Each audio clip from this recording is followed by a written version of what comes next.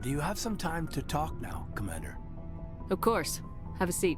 We've played it pretty close to the book so far, but we're a long way from backup. We've got some tough calls to make. I'm just saying, try to leave yourself a way out. I've seen what cutting corners can do, and I'd hate to have that happen to you, Shepard. Commander. That's not the appropriate way to address your commanding officer, Lieutenant. I wasn't speaking to you as my commanding officer, ma'am. I don't want to send any bad signals. Just, working on what I've picked up. You tell me if I'm going too far. We haven't had much off-duty time to talk. You have an issue with how things are going? I'm not questioning any decision you've made, Shepard. Let me be clear about that. It's just my experience that once someone lets something slide, it tends to pick up speed. Do you get my meaning? Talk to me, Kaidan. You got a little black rain cloud sitting over your head. I'll try to keep the deck dry. You know the records about the biotic training out on Jump Zero? They're all classified, because the Alliance made mistakes. After first contact, Kinetics was set up to track Element Zero exposures and develop implants for humans. Once we had an embassy on the Citadel, Kinetics could bring in experts instead of taking it slow. The only experts would have to be aliens. Dead on. Turians, actually. That's why Kinetics kept it a secret. They were afraid of what people back home would think, asking the Turians for help when we just fought a war with them. The Asari would have been more acceptable than the Turians. Yes, but the company didn't go through the Citadel. It would have made Earth look weak, so they discreetly hired some Turian mercenaries. Is there some reason we couldn't learn it on our own? They didn't know where to start.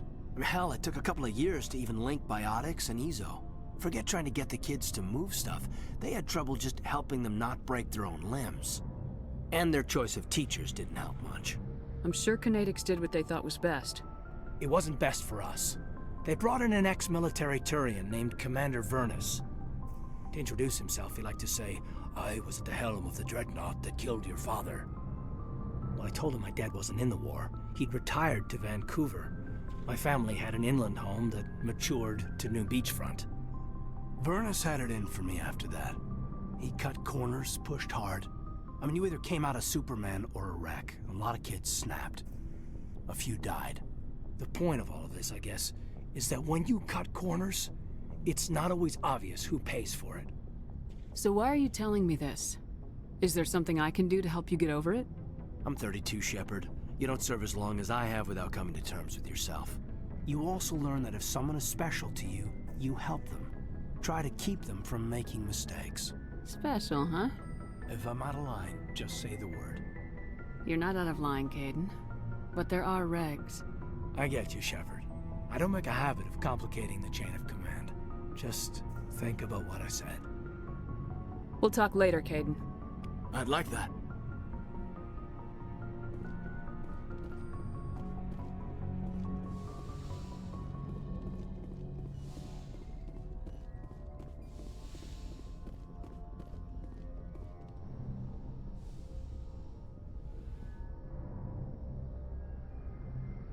I get the feeling you want to ask me something, Commander.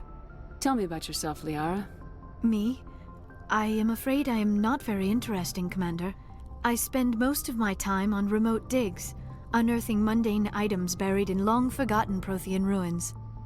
You must enjoy something about it. I love my work. Seeking out history's lost secrets has a special appeal for me. You were actually touched by working Prothean technology. That is why I find you so fascinating, Commander. Sounds like you want to dissect me in a lab somewhere. What? No! I did not mean to insinuate. I never meant to offend you, Shepard. I only meant that you would be an interesting specimen for an in-depth study. No, that's even worse. Calm down, Liara. I was only joking. Joking? Oh, by the goddess, how could I be so dense? You must think I am a complete and utter fool. Now you know why I prefer to spend my time in the field with data disks and computers. I always seem to say something embarrassing around other people. Please, just pretend this conversation never happened. I should go. Goodbye, Shepard.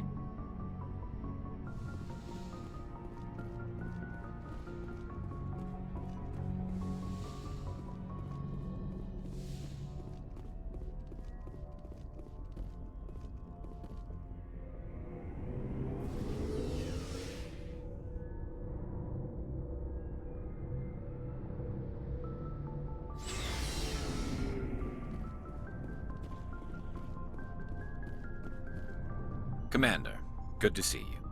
You've been with CSEC a while. Have you seen much action? Well, not as much as you, but yeah, I've seen some interesting things. I bet you have. Anything in particular that stands out? I remember this Solarian geneticist I was sent to investigate. That case was a bit disturbing. What happened? Why were you investigating him? I was tasked with tracking black market trade on the Citadel. Most of it harmless, nothing I needed to pursue. But during the course of my investigation, I noticed an increase in the trade of body parts, organs mostly. We usually get a few of those, but not the numbers I was seeing. We weren't sure if there was a new black market lab or if some freak was harvesting organs from citizens. You've seen this before on the Citadel? Every so often, some lab sells unwanted parts through the black market, but they're not as bad as the psychos. I remember this one Elcor diplomat we caught in my first year on the job. He was hacking people up and selling their organs, had the station in a bit of a panic. But this case wasn't that clear-cut. Turns out there was more going on than we first realized. So how did you figure out what was happening? First, we got a hold of a sample and ran DNA tests. The weird thing was, the match led us to a Turian who was still alive and was very convinced he'd never lost his liver. After a bit of digging, I discovered this Turian worked briefly for Dr. Salion, the geneticist. So I went to his lab hoping to find evidence of cloned organ development, but there was nothing. No Solarian hearts, no Turian livers, not one Krogan testicle. You're kidding, right? Why would anyone want Krogan testicles? Some Krogan believe that testicle transplants can increase their virility, counteract the effects of the genophage. It doesn't work, but that doesn't stop them from buying. They'll pay up to 10,000 credits each. That's 40,000 for a full set. Somebody's making a killing out there. What'd you do about the geneticist? I brought in some of his employees for interrogation, to see if I could get them to talk. While I was interviewing one of them, I came across something suspicious. You mean threatening? Was that really necessary? Maybe, maybe not. Either way, it paid off. One of my detainees started bleeding profusely during the interview. We offered to patch him up, and he got frantic, freaked out. I ordered a full exam to find out what was going on. Our medics found incisions all over his body, some of them fresh. That was our big break. These people weren't just Dr. Salion's employees. They were test tubes. Walking, living test tubes. He was growing parts inside these people? Exactly. He cloned their organs right inside their own bodies. Then he harvested them and sold them off. Most of the victims were poor. He'd pay them each a small percentage of the sales, but only if the organs were good. Sometimes an organ wouldn't grow properly, so he'd just leave it in them. Most of them were a mess, but only on the inside, hidden so nobody could see it. I hope he got what he deserved. That's the worst part. We never caught him. Why not? What the hell happened? He ran, blew his lab, grabbed some of his employees, and headed for the nearest space dock. By the time I found out, his ship was already leaving. He threatened to kill his hostages if we tried to stop him. But you went after him anyway, right? I ordered Citadel Defense to shoot him down, but CSEC headquarters countermanded my order. They were worried about the hostages, worried about civilian casualties if the ship was destroyed so close to the Citadel. I told them those hostages were dead anyway. He just used them to make more organs, but they wouldn't listen. It's not worth the risk. You pursue the vessel and disable it. That's the best choice. They sent the military after him, but he got away just the same. Yes, they did. I went to Palin and told him what I thought of him and his policies. He said if I didn't like it, I could quit. Well, I almost did. All they had to do was disable that ship, stop him from running. Maybe the hostages die, maybe they don't, but at least we stopped the bastard responsible for it all. If you don't care about the fate of those hostages, then you're no better than he is. You're just a terrorist with a badge. Yeah, maybe you're right. It doesn't make it any easier, but I see your point. Just wish I could have stopped him. That's all. Do you have any idea what happened to Dr. Salion? I sent out feelers from time to time, hoping to find something. I thought I'd found him a while back. He changed ships and changed his name to Dr. Hart, his idea of a joke, I guess. I told the military, but they weren't convinced it was him. I got the transponder frequency for his new ship, but I just can't get anyone to check it out. I'll check out the coordinates when I get a chance. I was hoping you'd say that. But Commander, take me with you when you go. If it's Saleon, I want to be there when you find him.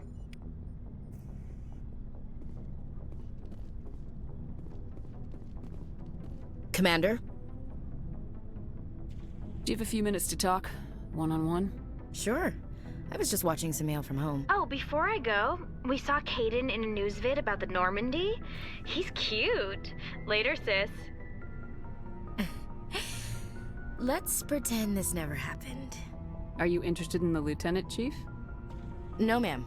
And anyway, Scuttlebutt says he's already sweet on someone. What's up? You didn't come by to eavesdrop on family mail. Your family seems to be important to you. Yeah, we've always been close. Me and my sisters especially. With Dad on duty so much, I had to help Mom raise them. Did your father serve with the fleet? Yeah, took any crap posting he could get that offered space time. You know what? He worked his ass off trying to get recognized, but he never made it above serviceman 3rd class. He was real proud when I made Chief. First thing he did was salute. What about your mother? You haven't mentioned her. You must know what military wives are like. Strong because they have to be, able to raise kids while Dad's away on a 6-month cruise. She has a degree in planetary geology. She and Dad both wanted to see new worlds. She gave up her career to raise us, though. You have more than one sister? Sounds like a big family.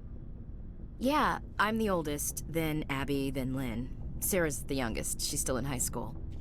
With 4 girls, Dad used to say he felt more outnumbered at home than on maneuvers. Where did you grow up? All over. Same as you, I expect. We transferred a half a dozen times before I finished grade school.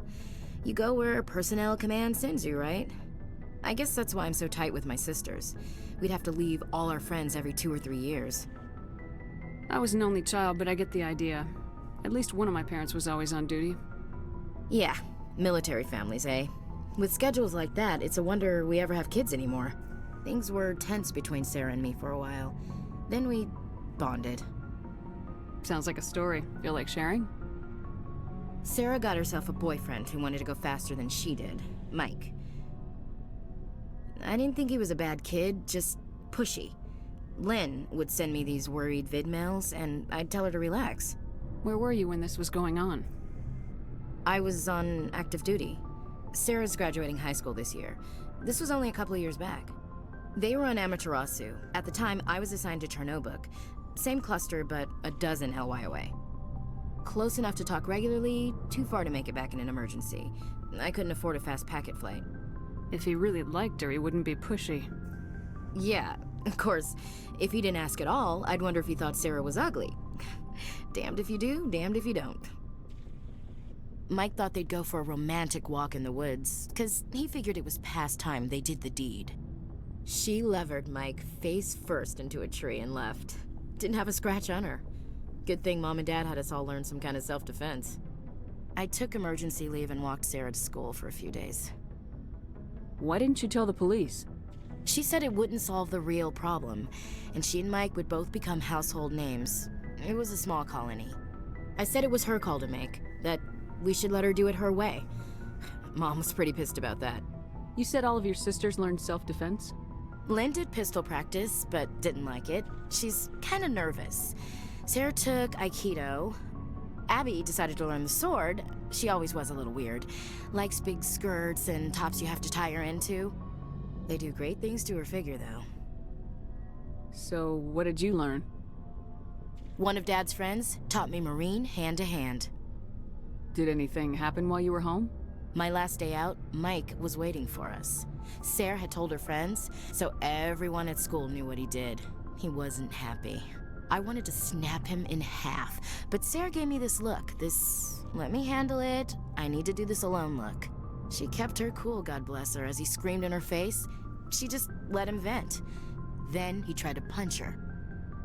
I swear, she just flowed around him. Next thing I knew, he's face down on the sidewalk, and there's blood everywhere. That's unbelievable. Sarah must be as good as you. Better. I'm more or less a straight-up puncher. When he swung, she wasn't there anymore, and he fell. She helped him stop the bleeding and had me call an ambulance. She told the paramedics he fell.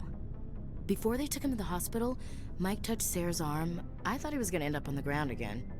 But he hung his head, whispered, "I'm sorry," and started crying. And she hugged him. The Williams women are a decisive bunch, Commander. We do things when we're ready. Not before, not after. Your sister's something else. But you didn't mention your father at all. Was he on deployment? Dad always wanted to serve in space, but he wanted us to have real ground under our feet. He'd say, space is beautiful, but you can't raise a family there. I cannot rest from travel. I will drink life to the lees. All times I've enjoyed greatly, have suffered greatly, both with those that loved me and alone. For always roaming with a hungry heart, much have I seen and known, cities of men and manners, climates, councils, governments. I never thought I'd hear you reciting poetry. Just because I can drill you between the eyes at 100 meters doesn't mean I can't like sensitive stuff. Just don't spread it around. Ulysses was my dad's favorite poem. Every time he shipped out, he recorded me reading it. He had a dozen versions when he retired. Does he still like it? I sure hope so. I read it to his grave every time I go home. Dad passed on a few years back. He's probably still watching, though. You mean from wherever we go after death? Dead on, Skipper. He's with God now. That's not a problem with you, is it? That I believe in God? You know that old saw, there's never an atheist in a foxhole? Well, I've been in a lot of foxholes. Yeah, I guess you have. I've met a few people who are really weirded out by my faith. Because I work in space, I can't believe in a higher power? Jeez. Hello, have you people looked out the window? How can you look at this galaxy and not believe in something? I should get back to my duties. Didn't mean to take up so much of your time. Dismissed, Chief. Ma'am.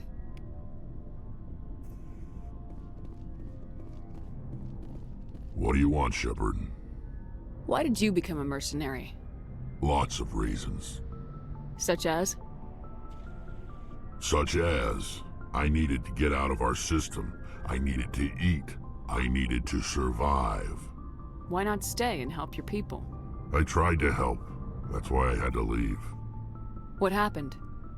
I was betrayed. I was head of a small tribe. We were trying to restore order after the war, but the other tribes were against us. They followed Jared, one of the few warlords who survived the war with the Turians. But he was old, and so were his ideas. He wanted to continue the war. He wanted us to fight. Turians, Solarians, each other. It didn't matter who, as long as we were fighting. What did you want? I just wanted Jared to shut up, to stop his ranting. I wanted him to stop leading the tribes astray. But he couldn't understand how much things had changed. We didn't have the numbers to go to war. Even if we did, the genophage made sure we couldn't replenish our numbers fast enough. I told them all to forget about war. We needed to focus on breeding, at least for one generation. And for a while, we were getting through. Some of the tribes started coming around. I take it the warlord didn't appreciate that. No, he didn't. He arranged a crush with the tribes, a meeting on neutral ground. He wanted to talk. We met at the Hollows, near the graves of our ancestors. The skulls of our dead laid bare to remind us where we come from and where we all go. It's as sacred as any Krogan place can be. Violence is forbidden. Sounds like a trap to me. You must have suspected as much. I did. But when your father invites you to a crush, well, there are some laws that even we hold sacred. Jared was your father? He was. Until that day. We talked, but we didn't get anywhere. When it was clear that I wouldn't join him, he gave the signal. His men leapt from the graves of our ancestors like Krogan undead. The few that were loyal to me died quickly. I escaped with my life, But not before I sank my dagger deep into my father's chest. That is why I left, and that's why I'll never go back. You must have family other than your father. Don't you miss them? You trying to make me cry, Shepard? I've got some unfinished business with my family, but that's all. What kind of business? Before I left, I made an oath to my father's father. I swore to recover my family's battle armor. It was taken from him after the uprising. What's so important about this armor? It's a relic. Useless, really. But it was worn by 5 generations of my family before the war. It's rightfully mine. Originally, it was taken by the Turian military. We weren't allowed armor or weapons after the war. Now, it's in the hands of Ton Actus, a Turian scum who collects relics from the war. He's made millions selling Krogan artifacts that were stolen from my people. He's got several bases where he stores his goods, all fortified and guarded. I just don't know which base has my family's armor. Just tell me where to start looking. I'll upload the data to your nav system. But Commander, I want to be there when you find him. So long, Rex. Shepard.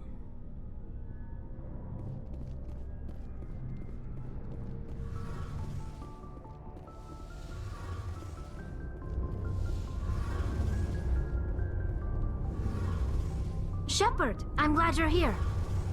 Good to see you smiling again, so to speak. I'm sleeping much better now. I guess I'm getting used to how quiet your ship is. I still think a lot about my pilgrimage, though.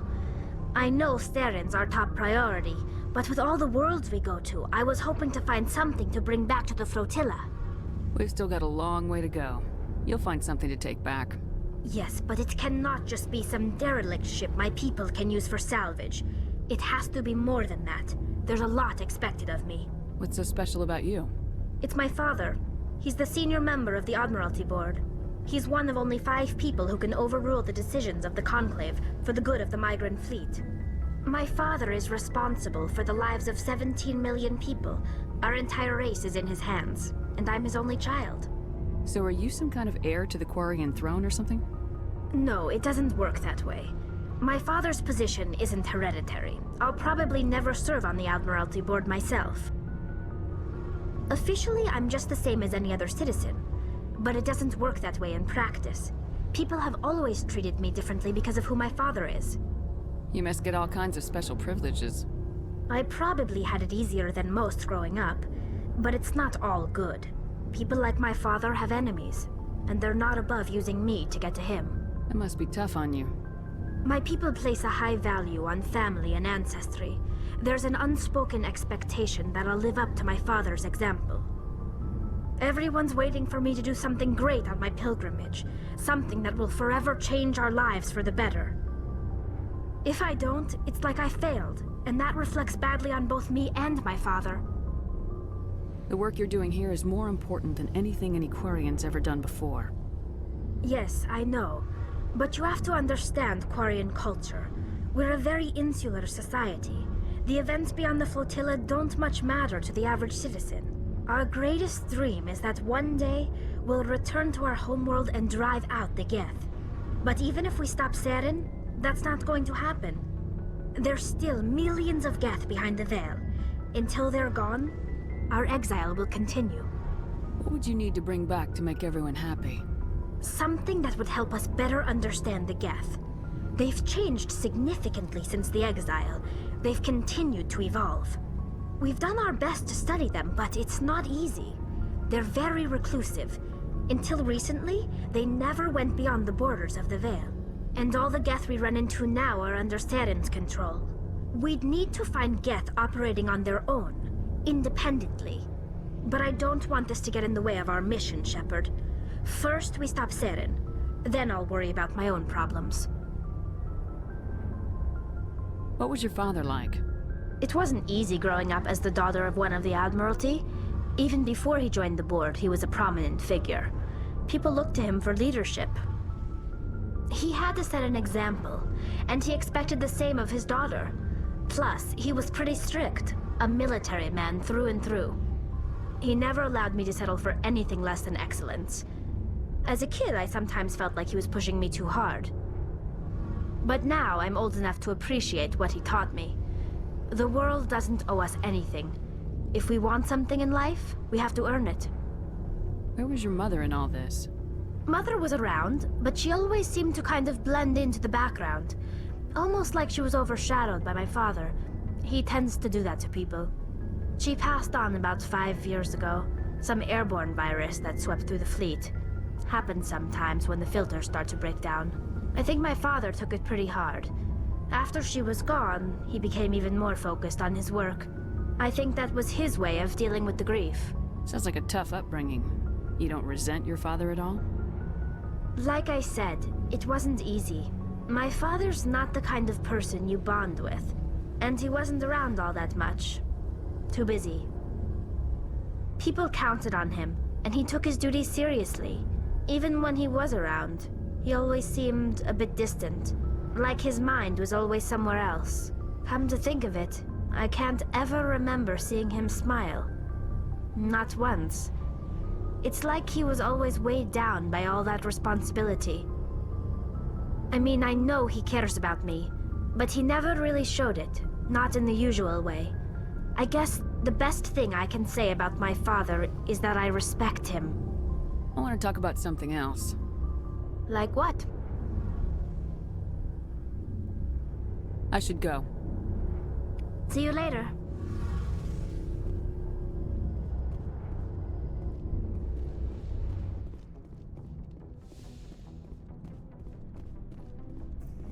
Looking for supplies? Let's see what you got. You bet, Commander.